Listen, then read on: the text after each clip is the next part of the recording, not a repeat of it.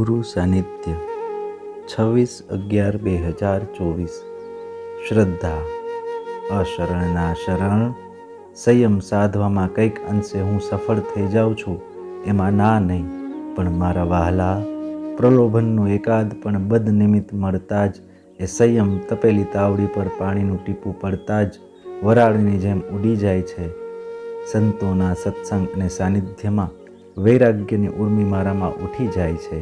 એમાં મને કોઈ શંકા નથી, પણ દુર્જનોનો કુસંગ થતાં જ ભોગનો ભુજંગ મારા હૈયામાં ફેણ ચડાવીને બેસી જાય છે. એકાંતે આપની પાસે પ્રાર્થના કરતી વખતે મારી આંખો ભીની થઈ જાય છે, એ સાચી વાત છે, પણ મારું અનિષ્ટ ઈચ્છતો શત્રુ દ્રષ્ટિએ પડતા એની એ જ આંખો રાતીચોળ થઈ જાય છે. એ એટલી જ સાચી હકીકત છે. મારા કલ્યાણદાતા, શું કહું આપને? સદનિમિત્તો મળતા શાણો શાહુકાર બની જતો હું અસદનિમિત્ત એકાદ પણ મળતા જ ગાંડો તૂર બની રહું છું.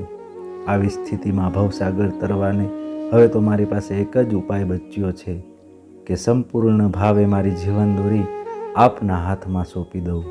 બસ એટલી જ પ્રાર્થના છે કે મને આપના સામર્થ્ય પર, કરુણા પર, ભક્ત વાત્સલ્યપણા ઉપર અને શરણાગત પાલન ઉપર શ્રદ્ધા કરાવી દો. હું તુરંત આપને સમર્પિત થઈને જ રહીશ. નાથ. ઓમ નમો નારાયણાય.